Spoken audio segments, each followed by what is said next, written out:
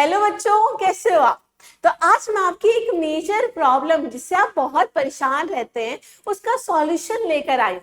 और प्रॉब्लम है assertion reason question. अब ऐसे क्वेश्चन है जहां पे बहुत ज्यादा कंफ्यूजन है, जहां पे अच्छे से अच्छा बच्चा जो पूरा बायोलॉजी कवर कर चुका है वो भी यहाँ पे अपने मार्क्स गवा देते हैं, क्योंकि बहुत कंफ्यूजन है ना कि करेक्ट एक्सप्लेनेशन है या नॉट करेक्ट एक्सप्लेनेशन है। तो यहाँ पे थोड़े से हमारे जो बच्चे हैं कंफ्यूज हो जाते हैं और मार्क्स गवा देते हैं। पर चिंता की कोई बात नहीं है, इसी के लिए हम आपके लिए एक सॉल्यूशन लेकर आए हैं, that is assertion reason series. अब ये सीरीज बच्चे हम शुरू करने वाले हैं जिसमें पूरे बायोलॉजी सिलेबस के हम सीक्वेंस में चैप्टर वाइज क्वेश्चन प्रैक्टिस करेंगे, असर्शन रीजन क्वेश्चन। तो इस सीरीज को आपको पूरे डेडिकेशन, पूरे डिटर्मिनेशन के साथ फॉलो करना है और हमारे साथ प्रैक्टिस करनी है, क्योंकि बहुत ज्यादा जरूरी है कि जहां पे बाकी बच्चे मार्क्स कटवा रहे हैं वहां पे आप मार्क्स गेन करो। तो असर्शन रीजन को एक्सेल करना आपके लिए बहुत जरूरी है। तो चलो इसी के साथ अपनी सीरीज शुरू करते हैं, जिसमें आज पहला चैप्टर है लिविंग वर्ल्ड। तो लिविंग वर्ल्ड शुरू करते हैं, पहला चैप्टर। तो बच्चा लाइक करो, कमेंट करना कि आपको ये सीरीज का आइडिया कैसा लगा, आज की क्लास कैसी लगी। तो चलो इसी के साथ शुरू करते हैं। तो पहला क्वेश्चन देखो, to give scientific name to plant there is ICBN। तो हमने नोमेनक्लेचर में पढ़ा है कि जब प्लांट्स को नाम दिया जाता है that is followed according to international code for botanical nomenclature, जिसे ICBN कहते हैं। तो असर्शन बिल्कुल सही है हमारा। रीजन में कहते हैं कि to give scientific name to animals, कि जब एनिमल्स को साइंटिफिक नेम दिया जाता है that is according to international code for zoological nomenclature. तो ये भी बिल्कुल सही है। तो असर्शन रीजन तो सही हो गया, करेक्ट एक्सप्लेनेशन है या नहीं? देखो बच्चों ध्यान से, यहाँ पे असर्शन में वो बॉटनिकल नोमेनक्लेचर की बात कर रहा है और रीजन में जूलॉजिकल। ये आपस में लिंक नहीं है, एक में प्लांट्स दूसरे में एनिमल्स। तो ये हमारी नॉट करेक्ट एक्सप्लेनेशन होगी। असर्शन रीजन सही है but it is not the correct explanation of assertion. तो चलो अब चलते हैं अपने अगले क्वेश्चन पे। Next question we have, assertion में कहते हैं scientific name are printed in italics. तो साइंटिफिक नेम के रूल्स आप पढ़कर आए, उसके अकॉर्डिंग हमें आंसर करना है। तो साइंटिफिक नेम को जब प्रिंट किया जाता है तो इटैलिक्स फॉन्ट में किया जाता है, बिल्कुल ही सही बात है। रीजन में देखा जाए द नेम ऑफ ऑथर, जब ऑथर का नेम है it is written in abbreviated form, की लीनियस को लिखा जाता है लिन, एब्रिविएटेड फॉर्म में लिखा जाता है आफ्टर स्पेसिफिक एपिथेट। तो ये रीजन में बिल्कुल सही है। असर्शन रीजन अगेन करेक्ट हमारे ट्रू है, बट क्या करेक्ट एक्सप्लेनेशन है? नो। हमारे असर्शन में वो फॉन्ट की बात कर, कैसे इटैलिक्स में लिखा जाता है, और रीजन में ऑथर नेम के बारे में बात कर रहा है, तो नॉट करेक्ट एक्सप्लेनेशन। ऑप्शन क्या होगा? सेकंड। ध्यान दो, जब व्हाट, व्हाई, हाउ का जवाब आए तो हमें करेक्ट एक्सप्लेनेशन करना है, ठीक है? अब चलते हैं आगे। The binomial nomenclature was proposed by Theophrastus for plants. कैसा था? किसने दिया था binomial nomenclature? That is Carlinnaeus, Carlinnaeus Linnaeus। इन्होंने क्या दिया था? binomial nomenclature, nomenclature। तो क्या इन्होंने सिर्फ बॉटनी के लिए दिया था? नहीं, for both plants and animals. तो एनिमल्स के लिए और प्लांट्स के लिए, दोनों के लिए दिया गया था नोमेनक्लेचर। तो हमारे असर्शन गलत है। रीजन में कह रहा है जो बाइनोमियल सिस्टम ऑफ नोमेनक्लेचर है for animals was proposed by John रे। तो ये दोनों ही हमारे बच्चा क्या है? गलत स्टेटमेंट है। तो आंसर क्या आएगा? Both assertion reason are false. Option क्या हो गया? फोर्थ हो गया। गुड। अब चलते हैं अगले क्वेश्चन पे। जो जेनेरिक नेम है is written in small letters. हमारे बाइनोमियल नोमेनक्लेचर में जो पहला जो वर्ड है दैट इज जेनेरिक नेम, क्या वो स्मॉल लेटर्स में लिखा जाता है? नहीं, उसका जो पहला लेटर है वो क्या होता है? कैपिटल होता है। तो ये तो गलत है। मैंगीफेरा में एम कैपिटल होता है और बाकी क्या होते हैं? स्मॉल होते हैं। तो ये तो गलत है।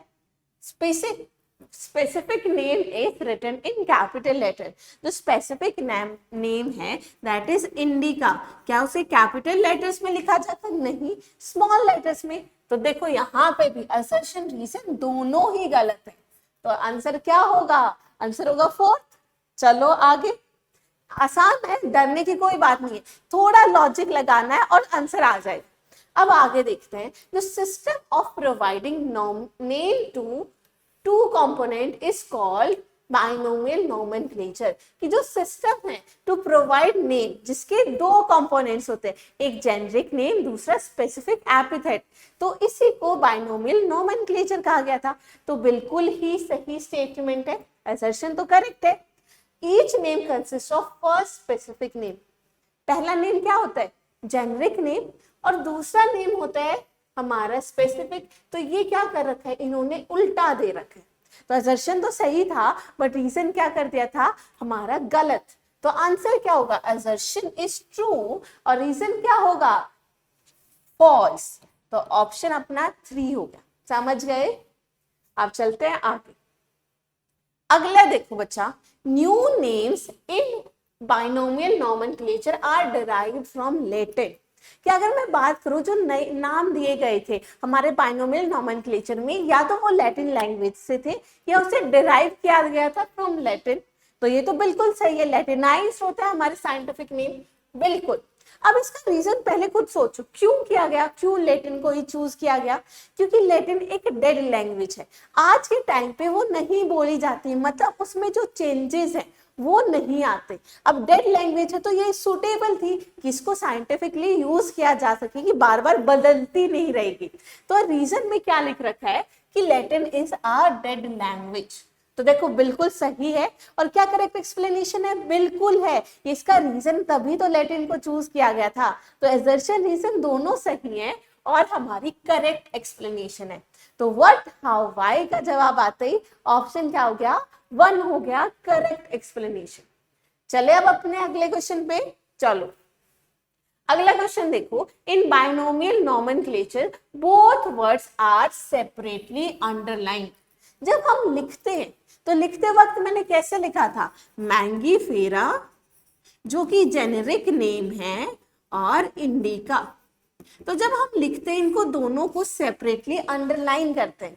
अब इसका रीजन क्या है? क्योंकि बच्चा ये इंडिकेट करता है उसका लैटिन ओरिजिन। तो ये भी बच्चा असर्शन रीजन दोनों सही है और इसका रीजन भी बता दिया कि अंडरलाइन क्यों किया जाता है। तो ये क्या हो गई? करेक्ट एक्सप्लेनेशन होगी। क्या हो गई? Correct explanation. ऑप्शन क्या हो गया? फर्स्ट ऑप्शन हो गया। आगे चले, अगला क्वेश्चन देखो, ध्यान से देखना। जो क्लासिफिकेशन है is necessary to study all living organism. जो क्लासिफिकेशन है वो बहुत जरूरी है to study all living organism, ये हमें पता है। अब ये नेसेसरी कैसे? क्योंकि हमें पता है कि अगर हमें एक ऑर्गेनिज्म को पढ़ना है और हमें जानना है कि इसके क्या फीचर हैं, तो अगर हमें पता होगा ये किस ग्रुप से बिलोंग करता है तो हमारा काम कितना आसान हो गया। तो नेसेसरी हुआ ना।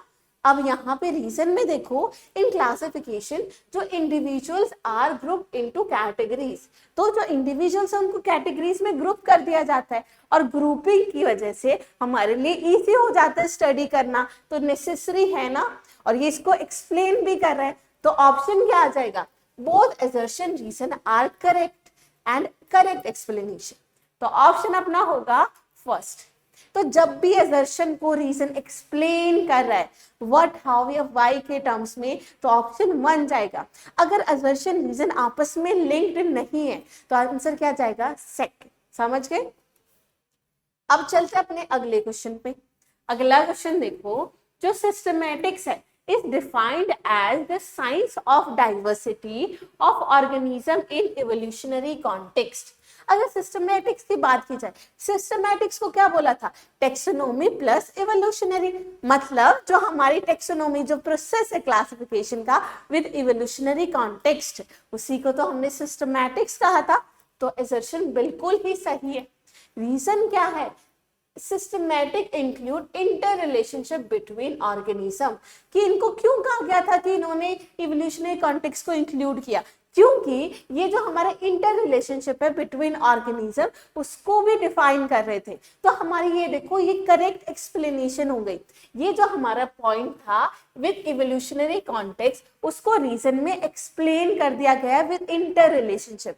तो ये क्या हो गई, अगेन हमारी करेक्ट एक्सप्लेनेशन हो गई। असर्शन रीजन सही भी है और करेक्ट एक्सप्लेनेशन भी। ऑप्शन अपना फर्स्ट। आगे चलो, अब देखो अगला क्वेश्चन। जो स्पीशीज है is a group of individual with fundamental similarities, कि जो स्पीशीज है वो एक ग्रुप ऑफ ऑर्गेनिज्म है जिनके बीच में कुछ फंडामेंटल सिमिलैरिटीज है। तो सही बात है, जो आपस में इंटरब्रीड कर सकती है और फर्टाइल ऑफस्प्रिंग प्रोड्यूस करे, उन्हीं ग्रुप ऑफ इंडिविजुअल्स को तो हमने स्पीशीज कहा था, जो कि हमारी फंडामेंटल यूनिट है ऑफ क्लासिफिकेशन। तो बिल्कुल सही है। अब रीजन में देखो, अगर हम बात करें इंडिका, मैंगीफेरा इंडिका, इंडिका क्या स्पेसिफिक एपिथेट, पैंथीरा लियो, लियो क्या उसका स्पीशीज नेम ही तो है। ट्यूबरोसम, जो हमारा सोलेनम ट्यूबरोसम है, ट्यूबरोसम आलू का साइंटिफिक हमारा क्या है, स्पीशीज नेम ही तो है।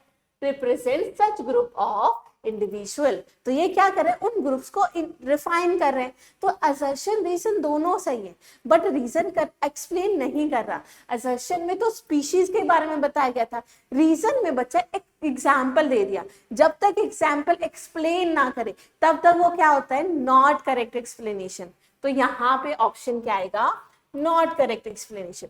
तो बच्चे यहाँ पे हमने क्या सीखा, हमने सीखा कि अगर असर्शन में कोई डेफिनेशन दे रखी है और रीजन में एक एग्जाम्पल्स दे रखे हैं, तो जब तक एग्जाम्पल एक्सप्लेन ना करें तो हमारा आंसर रहता है नॉट करेक्ट एक्सप्लेनेशन।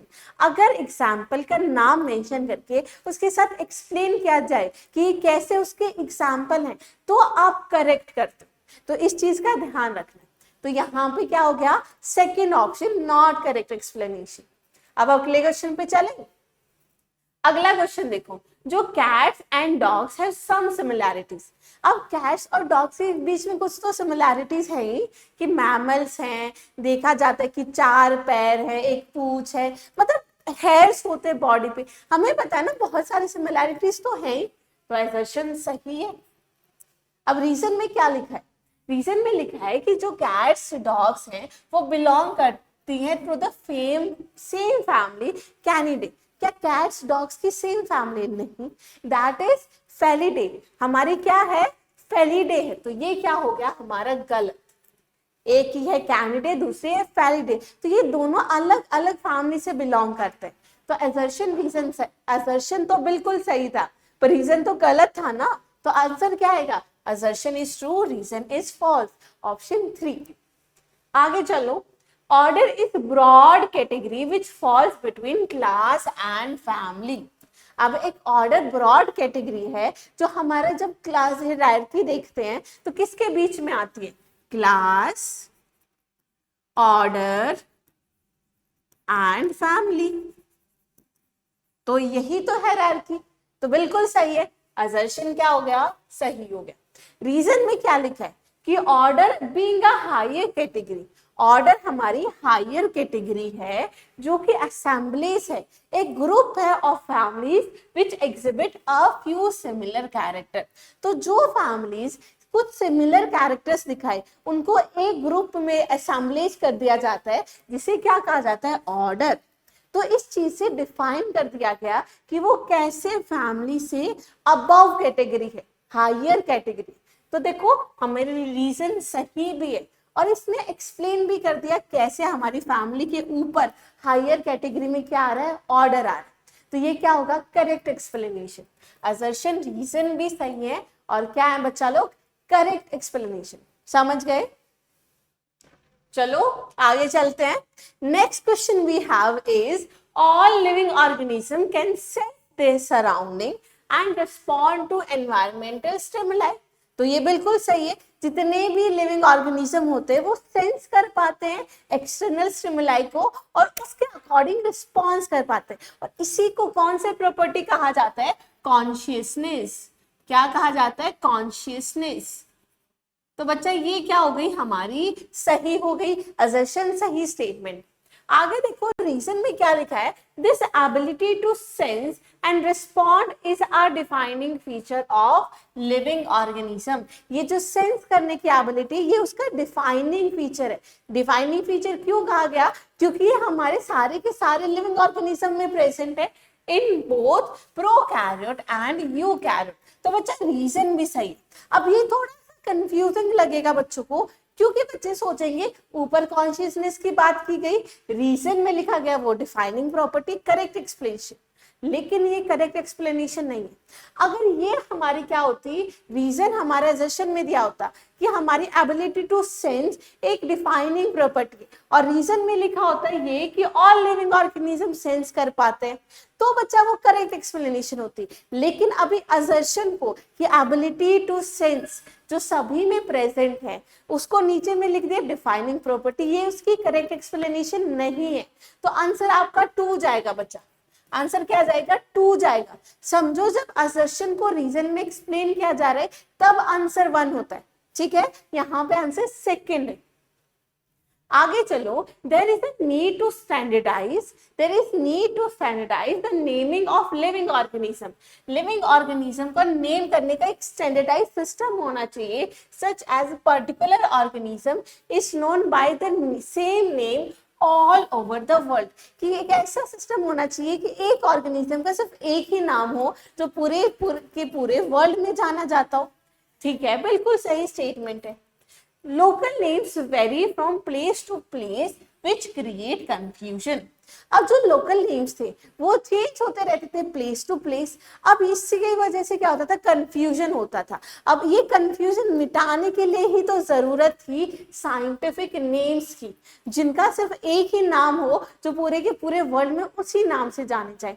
तो हमारी इस नीड को एक्सप्लेन कर रहा है रीजन कि लोकल नेम्स तो वेरी कर रहे थे ना, तो ये बच्चा हमारी करेक्ट एक्सप्लेनेशन है। क्या है, असर्शन रीजन सही भी है और क्या है, करेक्ट एक्सप्लेनेशन। तो ऑप्शन अपना 1 हो जाएगा। आगे चलो, genera are aggregate of closely related species. अगर जीनस की बात करूं तो जीनस में क्लोजली रिलेटेड स्पीशीज प्रेजेंट होती है, बिल्कुल सही बात है। जेनरा अपना हायर कैटेगरी है, स्पीशीज उसकी लोअर कैटेगरी है। रीजन देखो, genus comprises a group of related species which has more character in common in comparison to species of other genera। तो जो ऊपर लाइन लिखी है that is genera aggregate category है। अब वो एग्रीगेट कैसे है, क्योंकि हमारी ऐसी स्पीशीज जिनके बीच में कुछ हमारे कॉमन कैरेक्टर्स थे उनको एक जेनरा में रख दिया गया, जेनरा 1। तो हमारा जेनरा क्या हो गया, एग्रीगेट ऑफ स्पीशीज। तो इस तरीके से उस चीज को एक्सप्लेन भी करती है। तो असर्शन रीजन भी सही है और इसकी करेक्ट एक्सप्लेनेशन भी है। तो ऑप्शन आएगा फर्स्ट। अगला क्वेश्चन देखो, जो family has a group of related orders and class. ध्यान से देखो क्या लिख रखा है, पहले मैं लिख देती हूँ। हमारी स्पीशीज, फिर आते हैं जीनस, उसके बाद फैमिली, ऑर्डर और क्लास।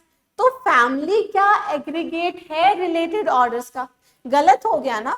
तो ये हम हायर जा रहे हैं, तो ये तो बिल्कुल गलत स्टेटमेंट है। ओके, रीजन में देखो, जो फैमिलीज है are characterized on the basis of only vegetative character and not reproductive character. ये भी हमारी गलत स्टेटमेंट है, क्योंकि जो फैमिलीज हैं उसमें वेजिटेटिव कैरेक्टर भी लिए जाते हैं और प्रोडक्टिव कैरेक्टर भी लिए जाते हैं। तो हमारी क्या हो गई, असर्शन रीजन दोनों ही गलत हो गए। तो आंसर क्या आएगा, आंसर आएगा 4th। अगला क्वेश्चन देखो, the order for mango is Sapindales. Order, जो मैंगो का ऑर्डर है वो क्या है, सैपिंडेल्स है। तो ये तो बिल्कुल सही है। अगर फैमिली पूछी जाती तो फैमिली क्या है, मुझे कमेंट सेक्शन में बता दो। आगे चलो, जो वीट है वो बिलोंग करता है टू द क्लास डाइकोटिलेडोने। अब ये तो गलत है ना बच्चा, वीट किससे बिलोंग करता है, पोएसी फैमिली।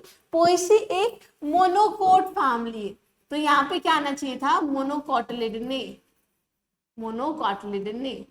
तो ये क्या हो गया, हमारे गलत हो गया। तो असर्शन तो सही है बट रीजन क्या है, गलत है। तो ऑप्शन अपना आएगा 3rd। अगला क्वेश्चन देखो, next we have the basic unit of classification is the species. जो हमारी क्लासिफिकेशन की बेसिक यूनिट है वो क्या है? स्पीशीज है. क्या है बच्चा लोग? स्पीशीज. बिल्कुल सही बात है. इसे रियल बेसिक यूनिट कहा जाता है. The division for mango is angiospermae.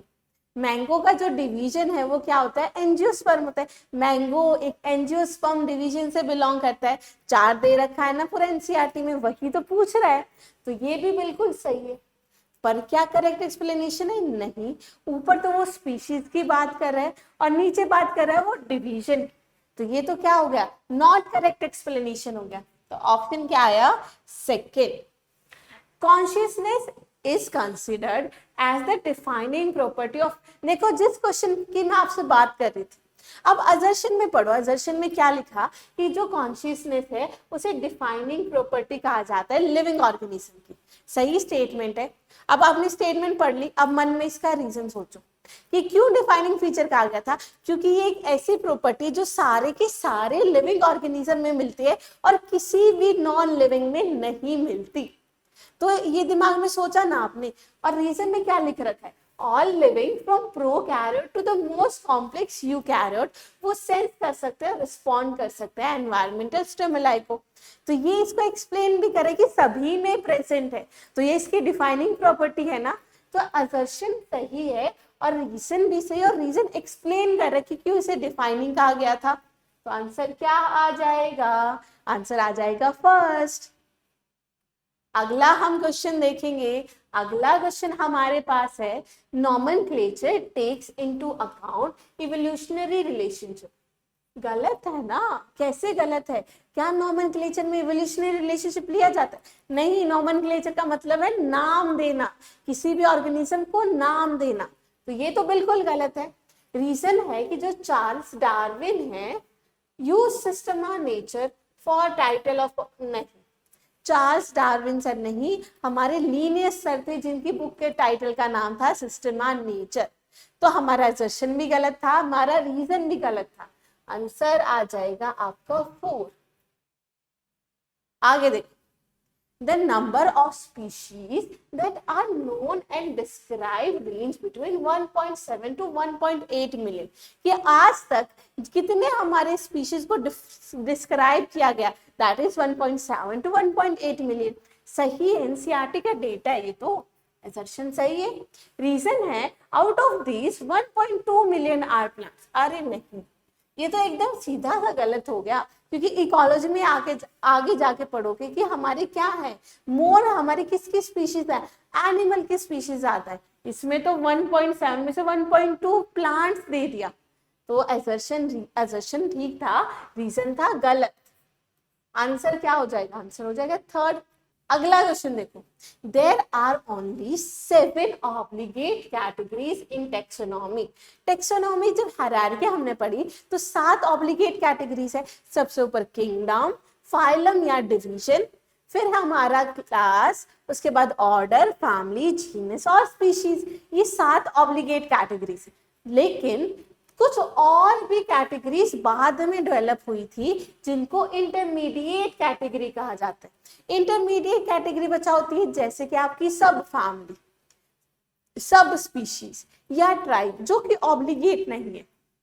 Assertion सही है, रीजन भी सही है. असर्शन तो ऑब्लिगेट के बारे में बात कर रहे हैं, रीजन इंटरमीडिएट के बारे में. तो ये क्या होगा? हमारी नॉट करेक्ट एक्सप्लेनेशन. समझ गए? अगला क्वेश्चन देखो. A family can have many orders. क्या एक फैमिली के बहुत सारे ऑर्डर हो सकते हैं? नहीं. अगर ये उल्टा करके लिखा होता तो सही हो सकता था. एक ऑर्डर के अंदर बहुत सारी फैमिलीज हो सकती है. ऑर्डर हायर कैटेगरी है. ठीक है. तो असर्शन क्या अपना गलत है. All the orders of a family have some common feature. कि सारे के सारे, ये भी गलत हो गया ना, ये भी उल्टा दे रखा है. असर्शन रीजन दोनों ही गलत है. तो आंसर क्या आ जाएगा? आंसर आ जाएगा 4. अगला क्वेश्चन देखिए. Orders and other higher taxonomy category are identified on the basis of the aggregate. चलो ये क्वेश्चन बच्चा मैं आपके लिए छोड़ के जा रही हूँ. आप मुझे इसका आंसर बताना है 1 2 3 4 क्या होगा. ठीक है. तो यहाँ पे बच्चा आपका है क्वेश्चन 1. देखो कमेंट सेक्शन जरूरी है, बिल्कुल आपको ये जो मैं आपको क्वेश्चन दे रही हूँ इसका आंसर आपको करना है, ताकि हमें पता चले कि आप ये सीरीज फॉलो कर रहे हो या नहीं, क्या आपको इस सीरीज की जरूरत है। ठीक है, तो मुझे ये आंसर चाहिए, आपको क्वेश्चन 1 का मुझे कमेंट सेक्शन में जवाब चाहिए। ठीक है, अगला क्वेश्चन देखते हैं। Next we have each rank or taxon in fact represent the unit of classification। कि अगर रैंक की बात करूं तो वो क्या है कि यूनिट ऑफ क्लासिफिकेशन है। असर्शन हमारी सही है। जो टेक्सोनॉमिक ग्रुप है या कैटेगरी है are not distinct biological entities and not merely morphological aggregates. कि अगर मैंने किसी कैटेगरी की बात की, मैंने कहा किंगडम है, मैंने कहा फाइलम है, वो सिर्फ मॉर्फोलॉजिकल एग्रीगेट नहीं है, वो एक डिस्टिंक्ट एंटिटीज है, डिस्टिंक्ट यूनिट्स है, जिसमें हमने बहुत सारे टेक्सा को डाल रखा है। तो हमारे असर्शन रीजन है दोनों सही, बट एक दूसरे से लिंक नहीं हो रहे, तो ये क्या होगी हमारी नॉट करेक्ट एक्सप्लेनेशन। ठीक है, अगला क्वेश्चन देखो। Higher the category greater is the difficulty of determining relationship to other taxa at same level। क्योंकि जैसे जैसे हम इस तरीके से लिख लो, फाइलम या division, class, order, family, genus और स्पीशीज, जैसे जैसे हम स्पीशीज से हायर कैटेगरी की तरफ मूव कर रहे तो इनके बीच में जो सिमिलैरिटीज है वो कम हो जाती है, जो कॉमन फीचर है वो कम हो जाते हैं, जिसकी वजह से इनके बीच में इंटर रिलेशनशिप बताना मुश्किल होता है।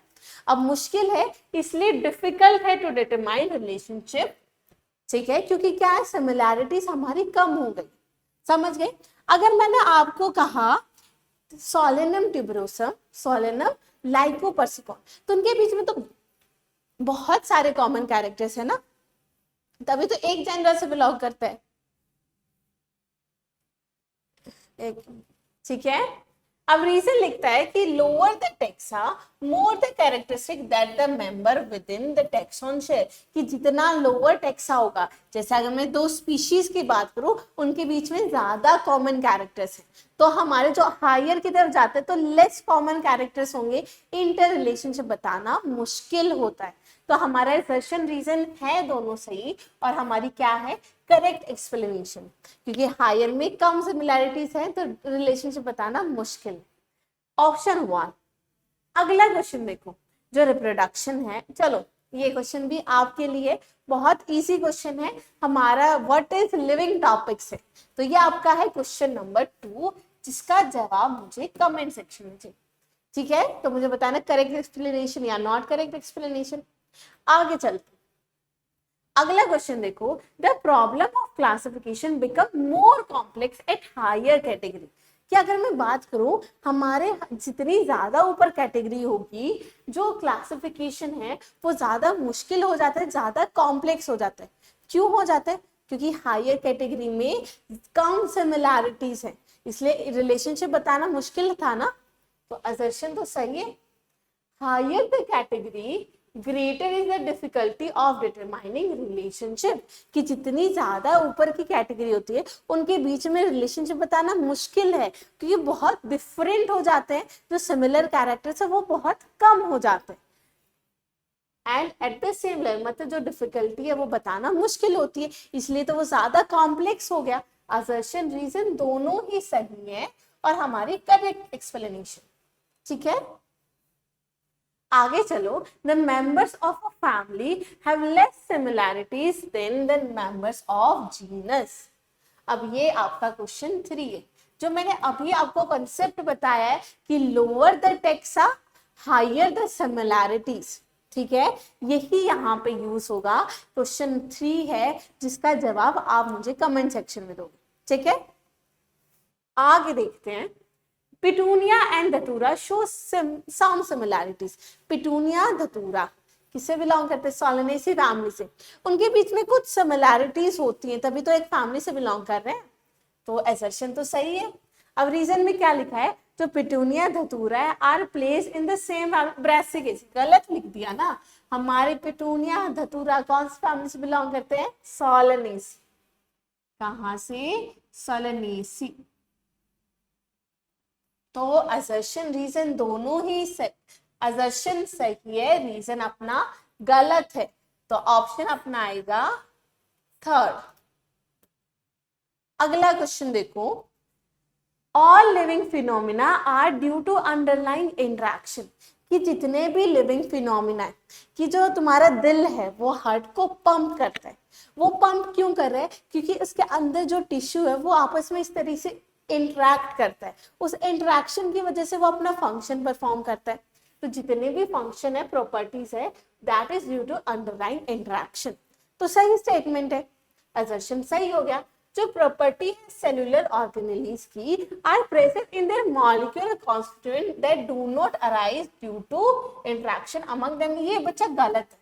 तुम समझो कि अगर मैं सेल की बात करूं, तो अगर मैंने कहा कि तुम्हारा जो सेल है जैसे माइटोकॉन्ड्रिया, अब mitochondria power house of the cell, वो एटीपी बनाता है। अब वो जो एटीपी बना रहा है वो उसका कोई एक मॉलिक्यूल नहीं बना सकता, कोई एक मॉलिक्यूल हमारे उस तरीके से ऑक्सीडेटिव फॉस्फोरिलेशन नहीं कर सकता।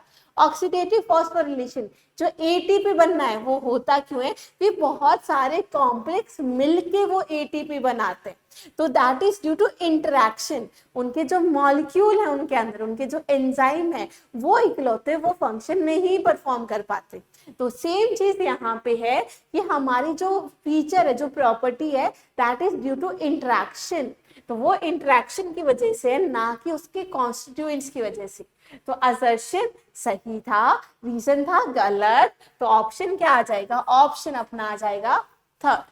ठीक है, और बच्चा यही तक थी आपकी आज की क्लास, जहां पे हमने लिविंग के बहुत सारे असर्शन रीजन प्रैक्टिस कर लिए। आपको समझ आ गया कि कैसे हमने करेक्ट एक्सप्लेनेशन डालनी, कैसे नॉट करेक्ट एक्सप्लेनेशन, कैसे हमें कंसेप्ट के पीछे जाना। तो ये थी बच्चे आज की क्लास। तो आप मुझे कमेंट सेक्शन में बताओ कि आपको आज की क्लास कैसी लगी। मुझे बताइए कि आपको कितने फ्रीक्वेंट ये क्लास चाहिए, कितनी अच्छी लग रही है आपको असर्शन रीजन सीरीज। आज के लिए इतना ही, थैंक यू सो मच।